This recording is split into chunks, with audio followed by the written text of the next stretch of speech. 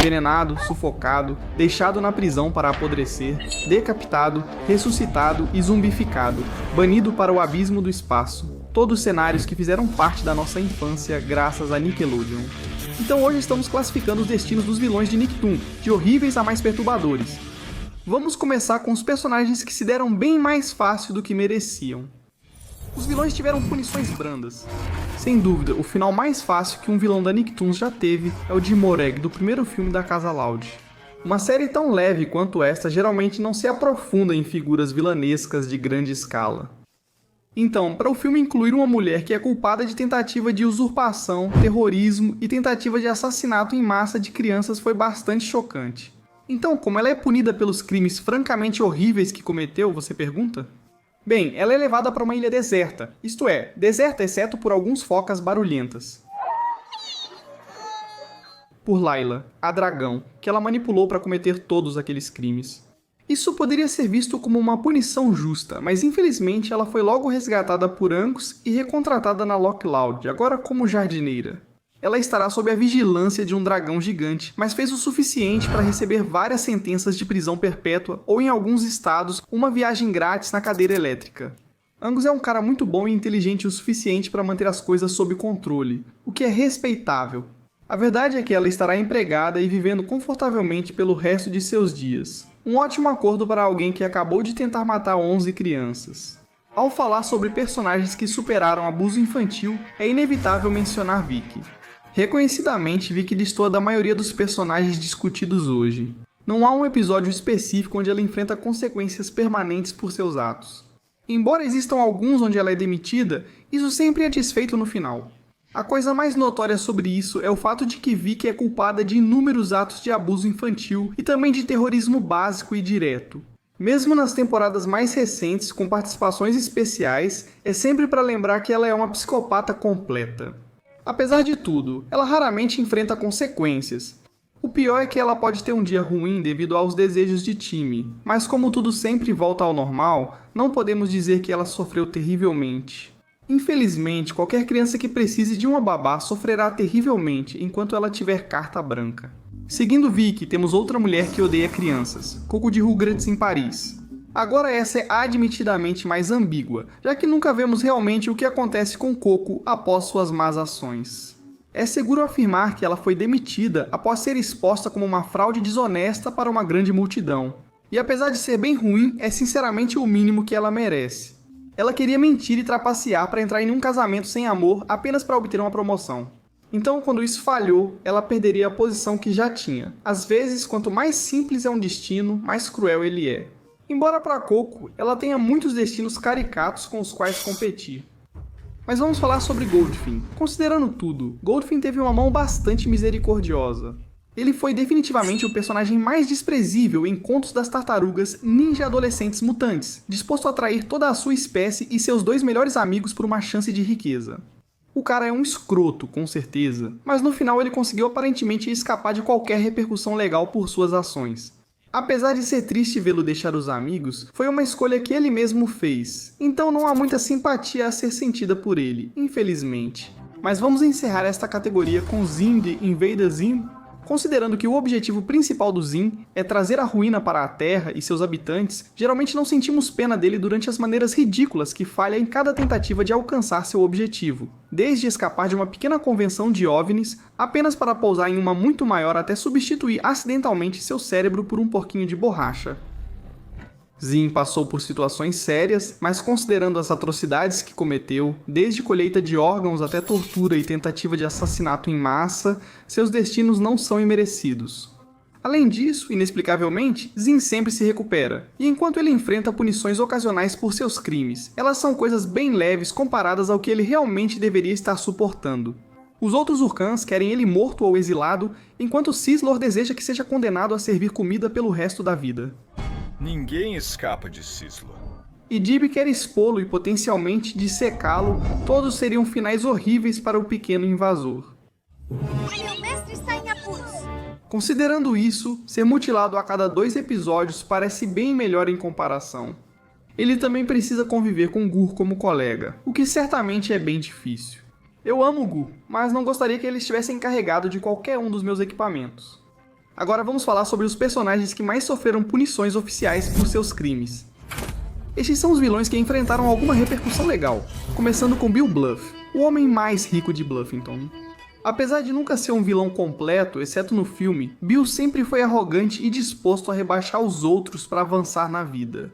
Se você está disposto a contar o filme Doug na discussão de hoje, e nós estamos, então você tem que levar em conta que ele também estava disposto a despejar uma quantidade grande o suficiente de poluição para transformar um lagarto nesta versão azul do Barney, eu acho. Ele também estava disposto a matar aquele monstro de qualquer forma, inclusive colocando crianças em risco, se isso ocultasse seus rastros. Quando sua filha o confronta sobre seu plano desprezível, ele decide fazer uma declaração pública para parar sua poluição e se oferece para limpar o lago que sujou. É o mínimo, claro, e isso parece mais um caso dele escapando de problemas legais do que qualquer outra coisa. Mas Bill Bluff não parece ser o tipo de cara que faz trabalho voluntário se não for obrigado a. Como resultado, isso ainda é uma punição bem significativa e praticamente inevitável. De um personagem que teve uma chance de redenção para outro, Kavira de Lenda de Korra é a próxima. Certamente essa descrição deve ter atraído a atenção de algumas pessoas. Kavira no show era praticamente uma vilã, culpada de inúmeros crimes de guerra, assassinato em massa, terrorismo, crimes contra a humanidade, enfim, todas essas coisas terríveis. O fato de ela ter recebido algo menos que a pena de morte é nada menos que um milagre. Porém, os quadrinhos derivados de Korra permitiram que ela tivesse um arco de redenção, por assim dizer. Em suma, ela ajuda Korra, demonstra arrependimento por suas ações, e isso aparentemente é suficiente para que seja condenada à prisão domiciliar em vez de perpétua. Para ser sincero, é estranho ela ter um arco de redenção, e dado tudo o que fez, sua punição foi até leve. Sloane Blackburn, a vilã do filme Wild Thornberrys, recebe uma punição muito pior por um crime bem menor. Mas só porque ele não é um criminoso de guerra, não significa que seja muito melhor. Sloane e sua senhora são culpados de muita crueldade animal, fazendo qualquer coisa para atingir seu objetivo. Esse cara era tão depravado que estava disposto a usar explosões de dinamite para assustar alguns elefantes a correrem para uma cerca elétrica. Esse é o tipo de plano que faz Scar o Rei Leão parecer no máximo um pequeno inconveniente para a selva. Tentar um assassinato em massa contra uma espécie em extinção e depois jogar a criança que o salvou em uma cachoeira não tornaria nenhum júri muito simpático a ele. Sem mencionar que ele vai ser separado de sua esposa, que ele realmente parece amar. Acho que todo mundo tem seu lado bom, certo? Vamos falar agora sobre um personagem que gostaríamos de ver se redimir, Azula. Eu sei que ela é uma personagem divisiva, mas vamos lá. O colapso mental dela após perder para Zuko e Katara foi bastante brutal. Esse é o olhar de uma garota que perdeu o controle por não ter um tio amante de chá para orientá-la. Eu acho que, tecnicamente, ela tinha, na verdade. Contudo, Azula ainda merecia punição por seus atos, e ser internada em um hospital psiquiátrico após os eventos da série foi basicamente o único destino apropriado para ela. Mesmo quando ela forçou Zuko a levá-la em uma de suas missões, ela ainda estava sob a supervisão do Senhor do Fogo e do Avatar, o que significa que é improvável que a Azula consiga agir com total liberdade novamente. A menos que a Azula escolha se reformar e parar de ser um monstro sedento por poder, é melhor ela se acostumar com a cela. O que falta em tamanho, Sheldon George Plankton compensa na pura magnitude de seus planos. Eu ganhei. Claro, no papel, tudo o que ele quer é roubar a fórmula secreta do hambúrguer de Siri. Mas não se engane, Plankton sempre tem um plano maior em mente. Eu vou dominar o mundo! No filme do Bob Esponja Calça Quadrada, originalmente planejado como o final da série, Plankton finalmente tem tempo para usar a fórmula. Seu plano é transformar a fenda do biquíni em um monumento a si mesmo, escravizando todos os residentes. Deve-se elogiar o Plankton por não ser só conversa quando se trata de dominação mundial, mas infelizmente para ele, o poder da música foi suficiente para libertar a fenda do biquíni de seu controle. Como resultado, após sofrer a pisoteada mais brutal que já recebeu ao longo da série, o que já é dizer muito, o agora achatado Plankton é preso na instituição para os criminalmente pequenos. Sendo no final da linha do tempo ou não, essa é uma prisão projetada especificamente para criminosos minúsculos, o que dificultaria muito mais a fuga do Plankton. Ele estará sob vigilância 24 horas por dia, 7 dias por semana devido aos seus crimes, sem mencionar seu estado físico após o incidente. Em resumo, não Plankton. Isso não foi hilário, pessoal? Vamos lá. Eu estava apenas brincando. Eu vou destruir todos vocês! Mas pelo menos o Plankton terá outra chance de roubar a cobiçada fórmula. Passemos para os vilões menos afortunados. Resumindo, esses vilões do Nicktoon morreram. Mas quais deles tiveram os fins mais brutais? Primeiramente, temos um par que saiu em seus próprios termos, Amon e Tarlok. Os Equalistas eram um simples grupo terrorista. Eles queriam eliminar os poderes de dobra para igualar a sociedade, o que pode explicar o nome Equalistas. Ou seja, teorias insanas de fãs, certo? Amon, líder do grupo, foi culpado de crimes brutais, mas não o suficiente para desistir após sua derrota. Infelizmente, Tarlok viu através da máscara admitidamente legal que ele usava. Seu irmão lutador pela liberdade havia se tornado o oposto de um herói, assemelhando-se mais ao pai abusivo deles. Explodir o navio foi um ato de misericórdia para todos, inclusive para eles mesmos. Acabou, irmão! Se aquela única lágrima diz algo, até Amon sabia que não havia chance de recomeço para o casal.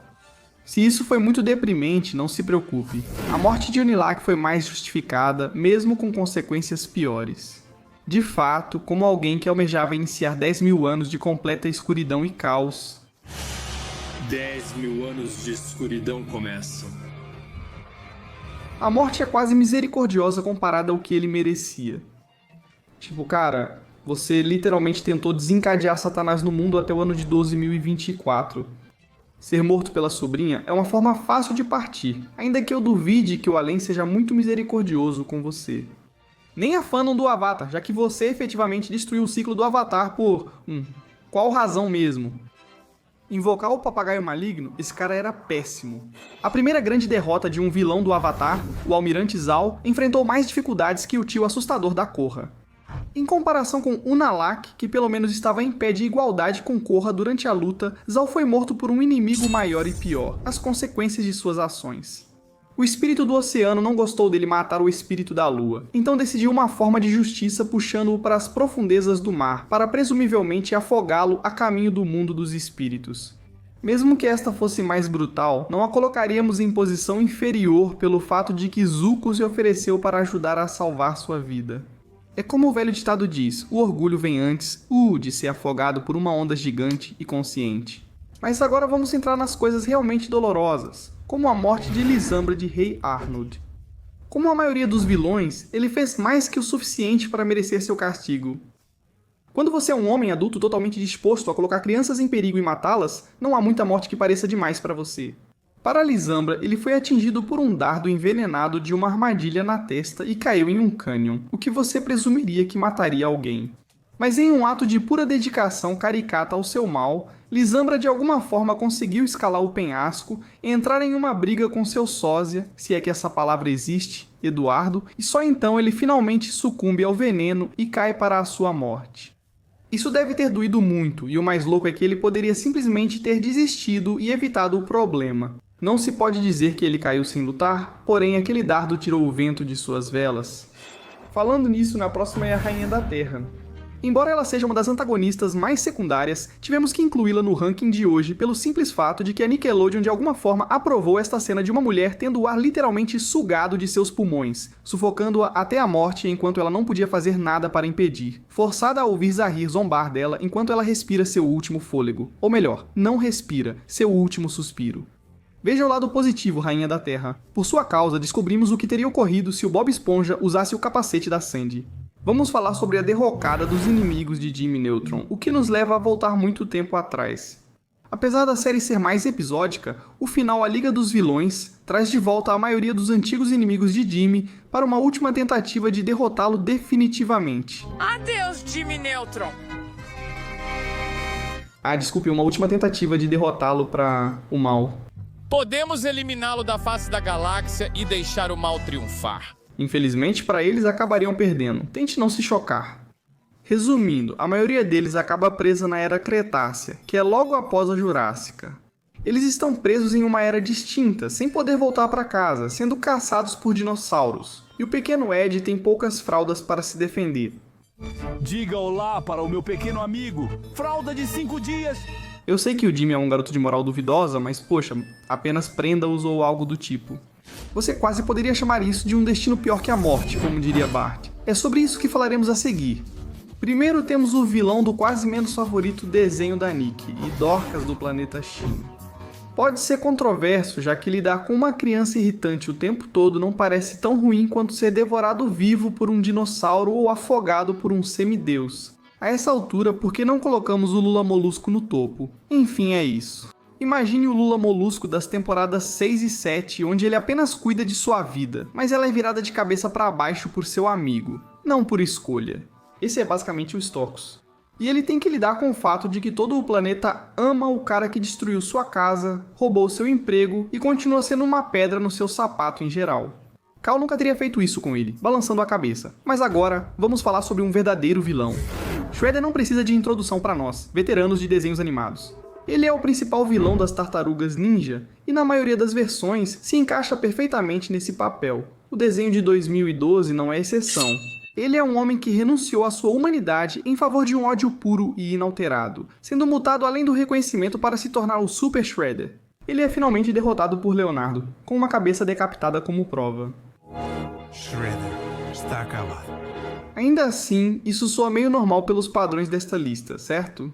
Shredder teve uma morte bastante dolorosa, claro, mas pelo menos agora ele pode finalmente descansar de todo aquele ódio estressante. É o que eu diria se Cavax e o clã do pé não tivessem trazido esse cara de volta à vida para usar como um soldado zumbi. É chocante ver uma série infantil ir tão longe com as mortes de seus vilões, se é que você pode chamar isso de uma morte adequada.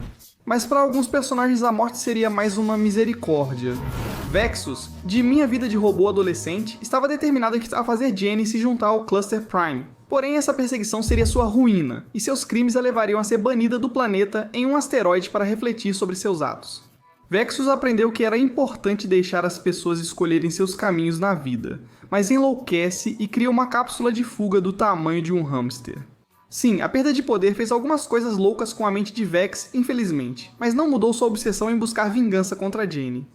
Quando ela faz seu grande retorno, ela se passa por uma garota popular para, mexer com ela. E sim, é isso, é realmente isso. Ela passou de governante de um planeta inteiro para uma adulta tentando se misturar com adolescentes para provocar outra adolescente. E, sinceramente, isso é apenas triste, cara. É meio patético vivermos em uma sociedade onde Zahir teve menos redenção do que Kavira. Sem dúvida, esse sujeito é muito mais brutal que ela.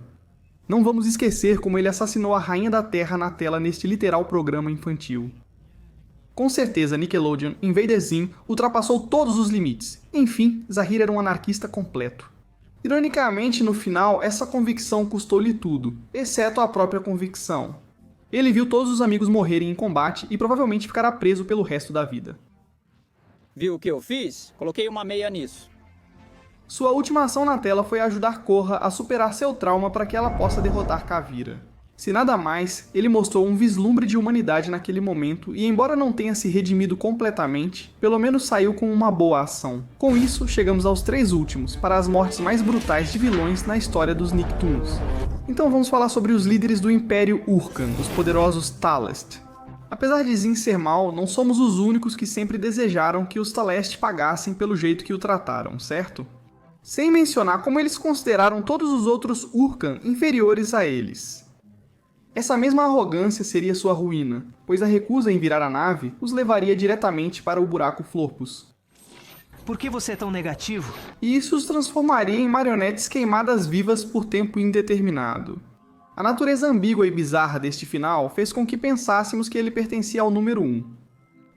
Mas então nos lembramos de um detalhe crucial e inestimável, e isso é que Invader Zim é um show realmente estranho, onde os personagens podem suportar algumas das coisas mais bizarramente bagunçadas que você já viu, e ainda voltar ao normal no próximo episódio, como evidenciado pelo mais alto ainda estar, você sabe, vivo nos quadrinhos.